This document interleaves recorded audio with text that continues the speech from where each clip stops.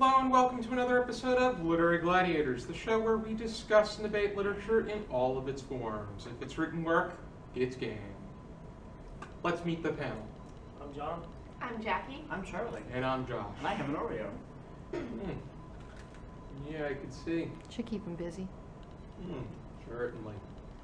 Ready? What are we going over today, Laney? Hills Like White Elephants by Ernest Hemingway. Oh, okay, I know somebody who likes that work. I know multiple people who like that work. Ready? I like elephants. What's our first question? How would you best describe the role of woman in this work? What role? What is... The way that women are portrayed in this work, they are immensely inferior. Because just by calling her a girl next to him being a man. Exactly. That's in a way showing that she doesn't have any power or authority, or that he does not see her as his equal. Because if you think about it, if he really saw her as his equal, it'd be a lady, a woman. But instead, it's, oh, she's a girl. She's still immature. She doesn't have the maturity level to be considered a woman.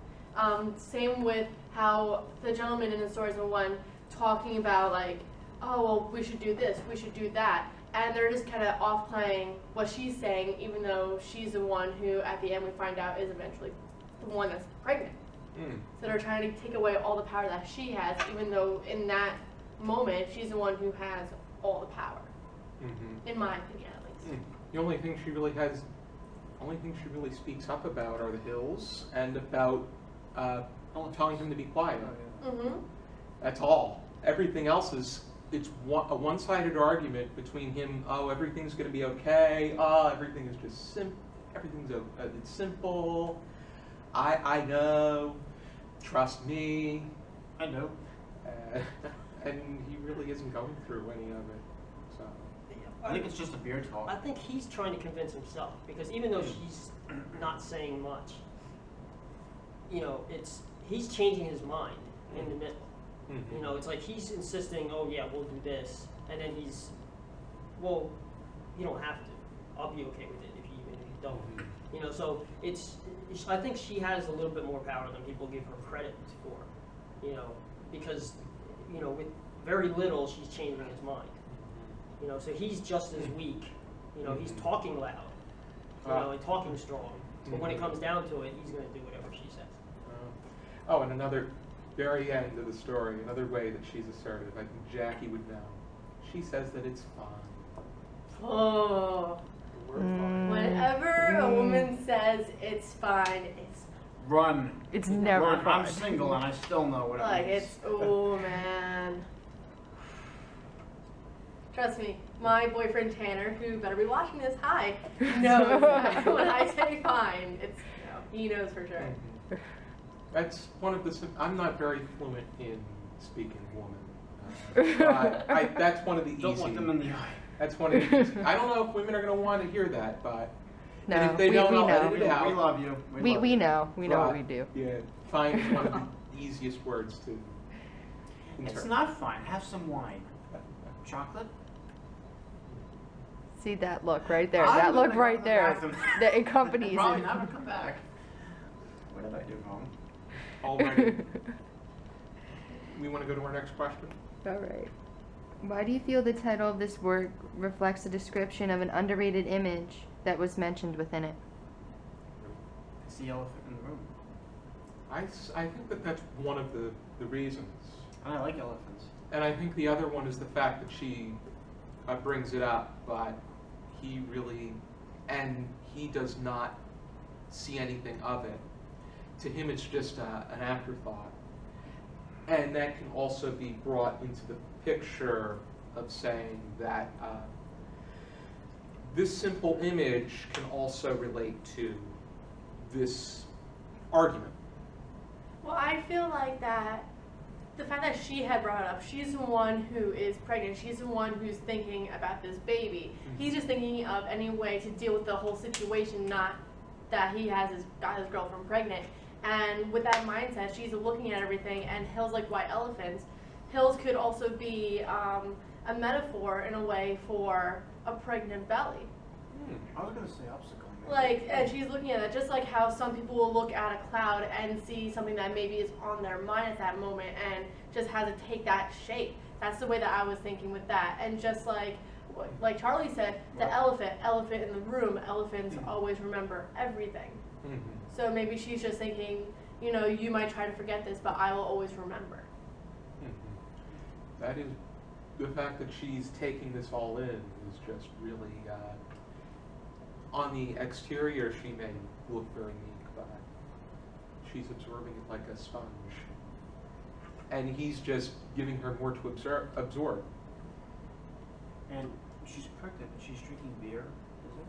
That was normal at the time. It's not, yeah, they didn't look at the, medical research was not as good. I have to ask my mom a few questions.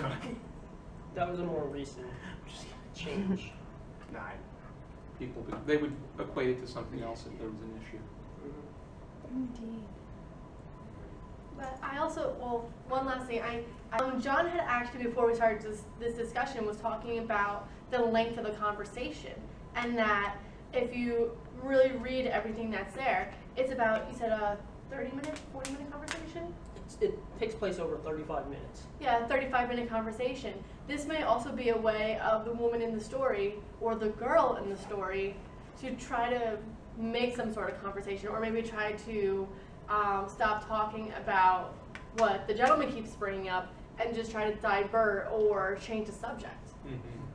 Because I know that at least when I'm talking to someone and they just keep harping on me with the same thing and I just don't want to talk about it, I stop talking, and then the second I get an opening, I try to change the subject, say, oh, look at that, that's so beautiful, and try to completely change the focus of that conversation. She tried doing that with the hills, but then you get that metaphorical,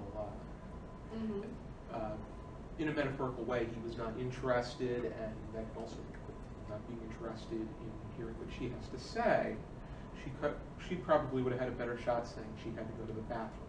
Oh, yes. Well, see, this is where, I mean, the way this is always taught is always a pet peeve to me. Because, you know, what is the most important part of a relationship? Oh, trust, communication. Right there, Love. communication. Yeah. No, it has nothing to do with love, because love is something that is earned over time, or it's Well, I'm single, so I don't know. If you can't communicate with someone, then If there's you no way you cannot can grow to love. communicate, Yeah. you know, and so everybody always focuses on, well, he's wrong, or she's right, she's weak. You know, it has nothing to do with that, because a communication, no matter how strong or weak, you know, the balance is, if there's no communication, it's not going to work, and they are equally as bad. Because here you have, you know, it's right in the exposition, the train is coming in 40 minutes, at the end it's coming in 5 minutes. You have a 3-minute conversation taking place over 35 minutes. Mm-hmm. Unfortunately, there were many relationships that were that way back in that day and age too. Right, but I mean, this is something that transcends time now, because even now, even with social media, etc., when there's so many ways to communicate, people still fail. Mm-hmm. You know, and that's the thing. Yeah. It's if you have a 35-minute conversation over, you know, 3 minutes, you know, or 3 minutes worth of dialogue that takes place over 35 minutes. There's a lot of time you are not talking. You are drinking your beer. You are looking at the hills. You know, you're going to think of other things. You know, you don't have a strong relationship. They are both equally bad at communicating. Yeah, I would agree with that much. You know, and you know, so it has nothing to do with, you know, women, men.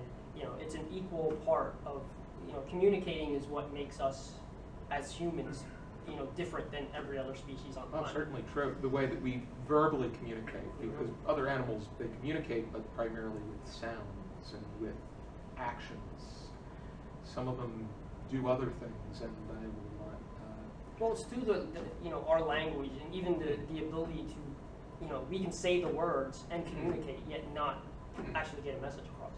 That is true. Our next question. What stance do you believe Hemingway takes on addressing women's rights? Little Hemingway overlap. was he was very pro-masculine for his time, so unless he's trying to mock the situation with this, there really isn't much of a stance. In my opinion, he was the epitome of a misogynist back in that point. The fact that he does refer to her as a girl and not a woman, and the fact that he's trying to show that the gentleman is the one trying to hold power of something that is ultimately her decision, and that she just doesn't speak up or speak back, but then all at the end says, oh, it's fine. Fine, what is fine? Is it him wanting her to have an abortion fine? Is it him changing his mind fine? Is, you know, the fact that the train is coming in 5 minutes fine? Like, they never have her have a definitive point, or she just doesn't. Oh, I think Lily feels the same way. So,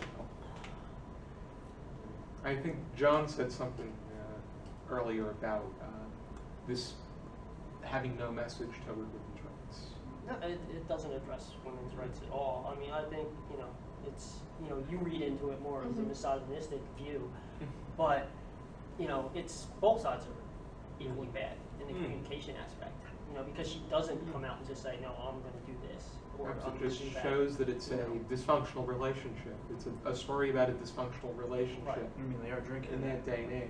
Right, and I mean, they're both staying together. You know, it's like, I think she's the one actually footing the bill for the entire trip. So it's, you know, she's willing to do it, so she's just as equally guilty. If, you know, if somebody is abused and stays with the abuser, you know, they're just as wrong. Also, do they even make mention of how old they are? Because I don't think they do. You can only make the assumptions. No. Yeah, I don't believe they do. I would think that she's probably younger, but I don't. Him, it's a complete mystery whether or not he's her age, a little bit older, or much older. I know back then, and it goes back even further, usually, as we can see also with Hamlet and Shakespeare and all that fun stuff, but what I'm trying to hint around is that usually the man was a lot older than the girl, the woman. See, there I go. Well, there's a limit on when you can have a child as a woman, Yeah. age-wise, Oh, so I know. that plays a huge factor. Well, I also feel that the fact that, just like Josh brought up before, he kept saying that, oh, trust me, I know, that maybe he's had previous experience with this, or Yeah. something of this nature. Mm-hmm. Because he seemed a lot more carefree about it than I would think most people in, well, not even just our generation, but most people at a young age probably wouldn't have handled it as coolly as he did. For all we know, this could be an affair. Exactly. And that's why things are uneasy the way that they are. They just don't make mention to it. And the fact that the only hint that this is an abortion is the simple operation, we make, it's become the universal assumption. Well, you also, you know, in 2015, this is an uncomfortable conversation. 1920, you know, it's not something you just openly, you know, and they both don't know how to talk about it. You know, their issues with communication are going to make it more difficult to talk about a serious subject. You know, that's why, I mean, you could have talked, they could have been having a conversation about the hills the entire time. They could have been having a conversation about sports or whatever. The fact that it was a topic about abortion, which is probably very taboo at that time, is going to be, you know, it's going to allow the conversation to be sidetracked. So you have a side discussion about the abortion, you know, and you kind of lose fact that they're having a bad time communicating, you know, regardless. Yeah, I would say that. You know, and I think in every single classroom, it always ends up going into the abortion aspect of it and completely ignoring that they're very bad conversationalists. That much is true. It's one of it's a very touchy political subject to begin with, but in this age, it was Something you never talk about. you would almost. It would damage your reputation if for some reason you didn't use it. They'd send you right to the convent. Oh, that's Ireland. I think you're thinking of Oh, yeah, Ireland with that's that one. Already done. Anybody have any final thoughts? I just want to say I'm very happy we got to discuss this work, especially with John over here, because he brought to light. I was always, just like he said, always taught all about the abortion and not about the about the lack of conversation. So thank you for bringing out the communication. Thank you. So thank you for bringing that to light for me, because that actually expanded my view of everything a lot more. Yep, it is always nice to have that enlightenment into literature-based discussion. More I think interpretations. that's what we're all of that. about. That we are the literary gladiators, and we use intellect over physical weapons. Yeah, So they're way nobody's- cooler. Nobody's Unless it's a throwing tasty. any water bottles. I heard that. Mm-hmm. What'd you say? And I Just also kidding. just want to say that if you ever want to read anything on the exact opposite spectrum of this type of story, I highly recommend Story of an Hour by Kate Chopin. Oh, okay. I've heard of that before. I know I was assigned in that short story class. That was the first thing you were assigned. I don't know if you Because were we had the assigned. class together, right, with Monroe? We had the same teacher, not the same class. But, or same teacher, same class, different time. Already then. If you're interested in checking out this short story, you can find it in many anthologies. The one that I have here is the anthology that we used in the short story class. It Is that has, huh? Is that Norton? Yep. Yeah, it's it is the Norton Anthology of Short Fiction. It has Kate Chopin's Story of an Hour, Hemingway's Hills Like White Elephants, Kafka's The Metamorphosis, and The Hunger Artist. And I think I can keep going on and on and on, but I may leave this in the description. Already done. Be sure to join us next time for another episode of Literary Gladiators. For now, keep reading.